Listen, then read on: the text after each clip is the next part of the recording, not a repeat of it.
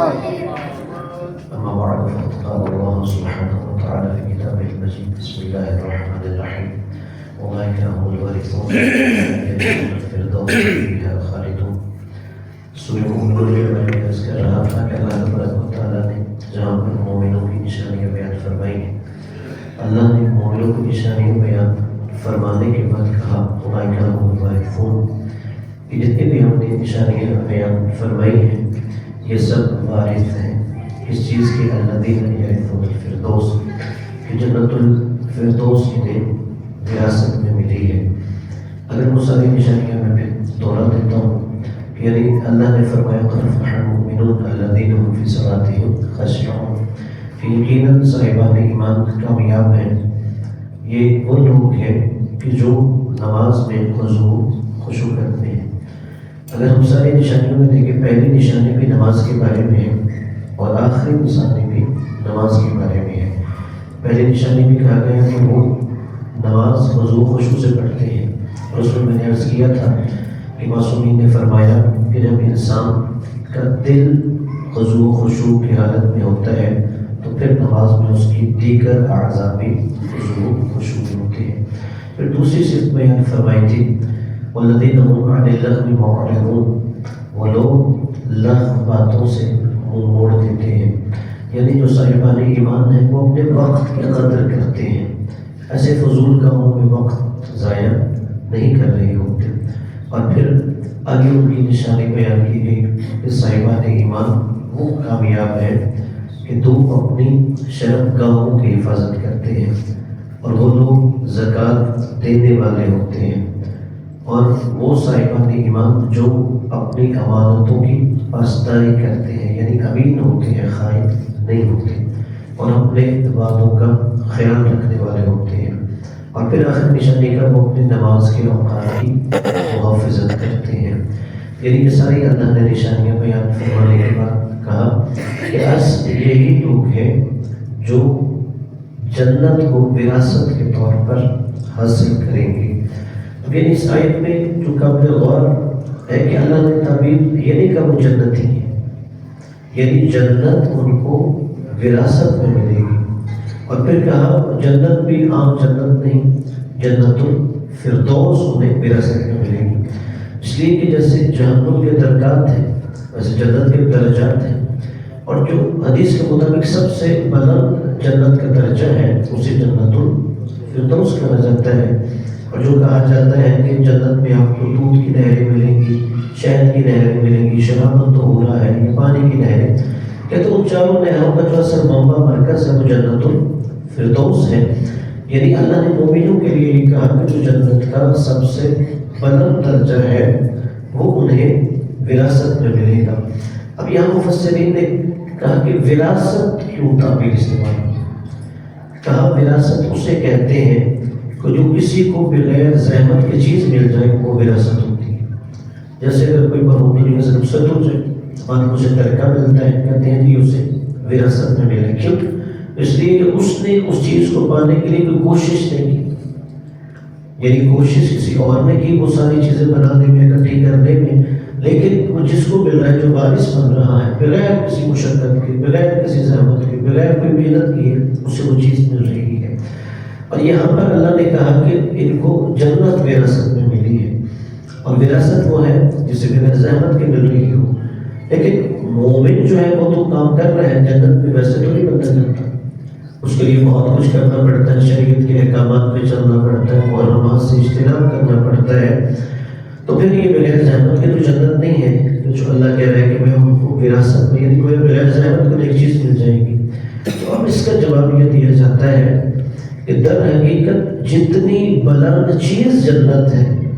اس کے مقابلے میں جو مومن کی نشانیاں بیان کی گئی ہیں کہ وہ یہ کام کرتے ہیں، یہ کوئی بڑا زحمت، مشقت یا محنت نہیں ہے کہ اس کی وجہ سے جنت مل رہی ہے۔ اور پھر رسول خدا صلی اللہ علیہ وسلم کی حدیث کہ یعنی جو لوگ جنت کے وارث ہیں اور جنت الفردوس وراثت میں ملے گی اور پھر وہ ہمیشہ رہیں گے۔ آپ نے فرمایا کہ ہر انسان کے اللہ نے دو گھر بنائے ہیں، ایک جنت میں گھر بنایا، ایک جہنم میں گھر بنایا، اور کہا جب کوئی بندہ الیاذ باللہ جہنم میں جاتا ہے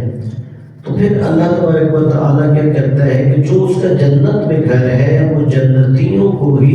وراثت میں آگے منتقل کر دیا جاتا ہے۔ اس لیے بھی اللہ نے یہ تعبیر استعمال کی ہے کہ صاحبان ایمان کو وراثت میں جنت الفردوس دی جائے گی۔ اور پھر ساری نشانیوں کے اندر جو اہم چیز ہے، یعنی اللہ نے کہا وہ حقوق اللہ کا بھی خیال رکھتے ہیں اور حقوق العباد کا بھی خیال رکھتے ہیں، یعنی جو نشانیاں ہیں بعض اللہ سے متعلق ہے اور بعض بندوں سے متعلق ہے۔ اور پھر اس میں جو اللہ نے ایک نشانی کے تحت یہ بھی کہا کہ خدا یہ نہیں چاہتا کہ انسان بالکل اپنی خواہشات ختم کرے، اللہ یہ چاہتا ہے کہ وہ دین کے تابع رہ کر اپنی خواہشات کو استعمال کرے، اور اس طرح جب کوئی انسانی صفات اپنے اندر پیدا کرے گا تو پھر وہ صاحب ایمان ہے اور پھر اسے جنت کا وارث بنایا جائے گا۔ آج کے اتنا کافی ہے، اگر آپ کا کوئی سوال ہو اس بارے میں یا کوئی اور تو ہم پوچھ سکتے ہیں۔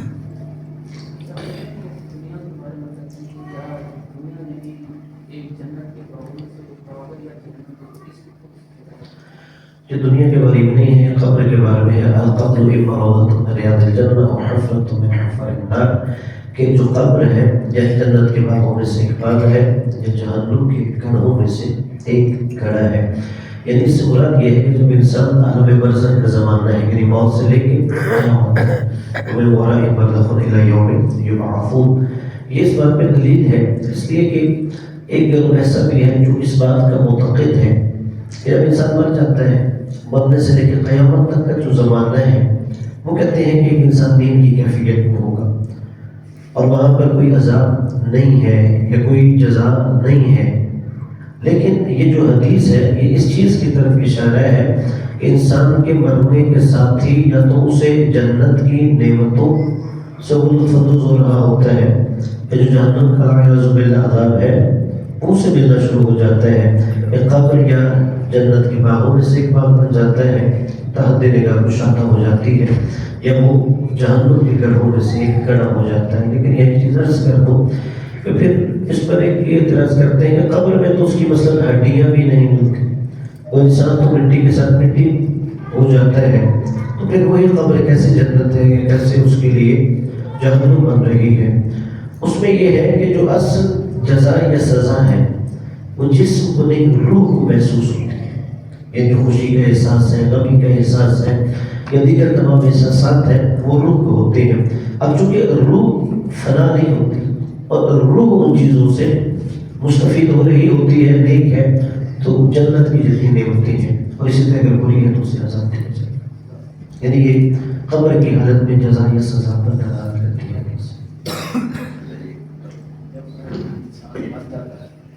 اس کے بعد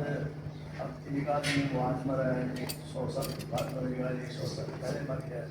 تو قیامت کا ترین جو ہے وہ مہینہ منتظر ہے، اور اب اس وقت تک اس کو عذاب کوئی قبر میں بھی ہوتا رہے گا یا ہوتا رہے گا۔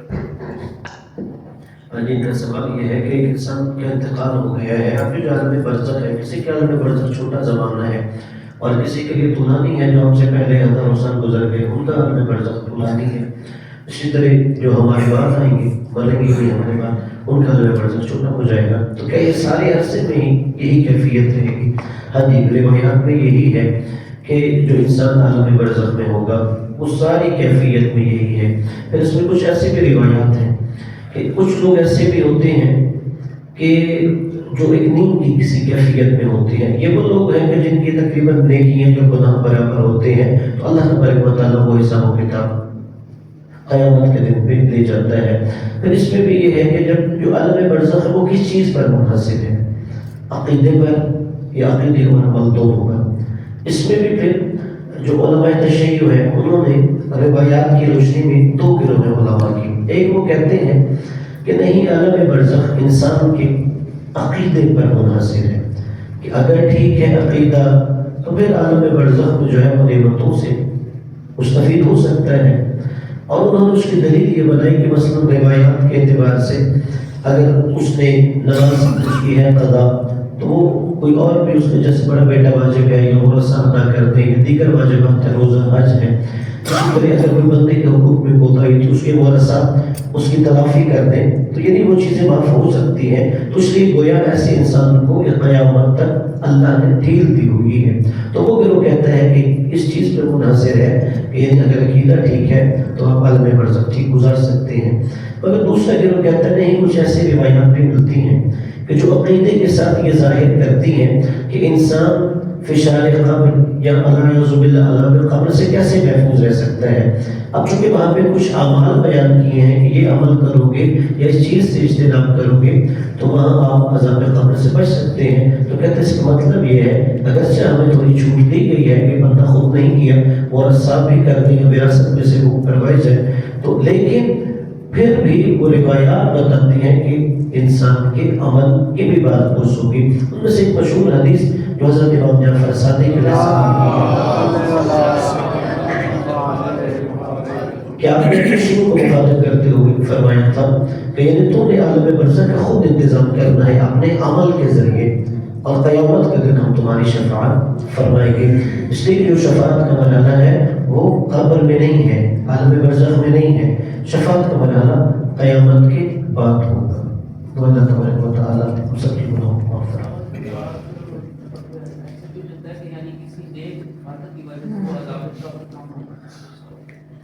ہاں جی، کہ کسی نیک شخص کی وجہ سے یا نیک عمل کی وجہ سے کم ہو جاتا ہے. جیسے رسول خدا کی حدیث ہے نا،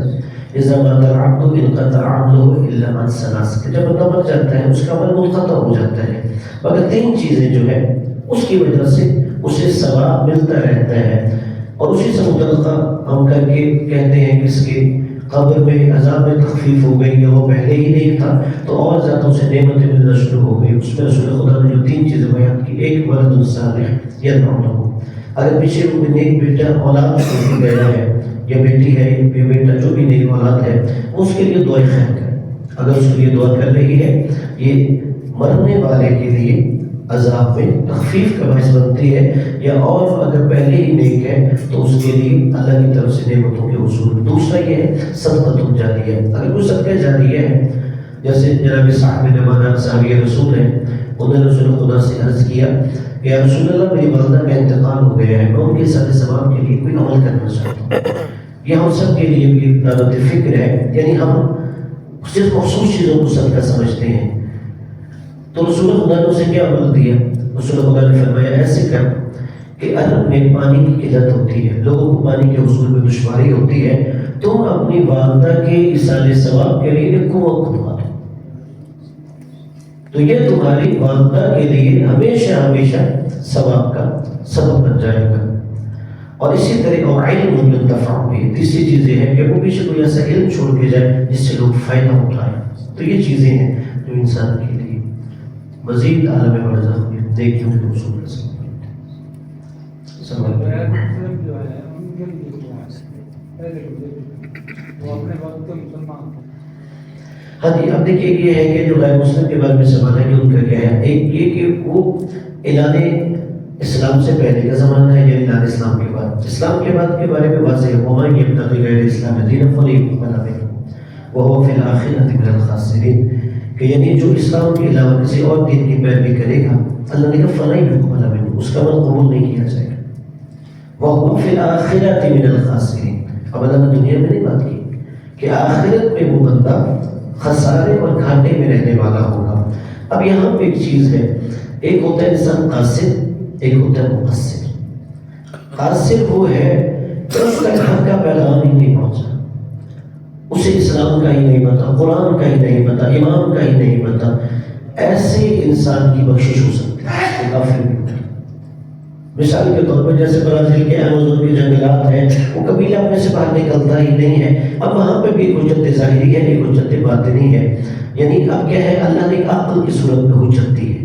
کتنی چیزیں ہیں انسان عقل کے ذریعے فیصلہ کر سکتا ہے کہ سچ بولنا چاہیے، مظلوم کا ساتھ دینا چاہیے، امانت کا خیال رکھنا چاہیے، خیانت نہیں کرنا چاہیے، دھوکہ نہیں دینا چاہیے. یہ سارے عقل کے ذریعے، اس کا دین، مذہب، مسلک، فرقہ، نظریہ، قوم، قبیلہ کوئی بھی ہو، عقل کے ذریعے جان سکتا ہے. تو اس صورت میں جو قاصر ہے اگر وہ اپنے عقل کے بتائے ہوئے احکامات پر عمل کر رہا ہے تو اس کی بھی بخشش ہو سکتی ہے، لیکن جو جاہل مقصر ہے یعنی اس کو حق کا پتہ چل گیا، اسلام کا سنا، قرآن کا سنا، پھر وہ دھرمی پر قائم رہا ہے، ایسے کافر کی بخشش نہیں ہوگی۔ اور جو اسلام کے اعلان سے پہلے ہے، اگر وہ کسی بھی موحد دین پر تھا،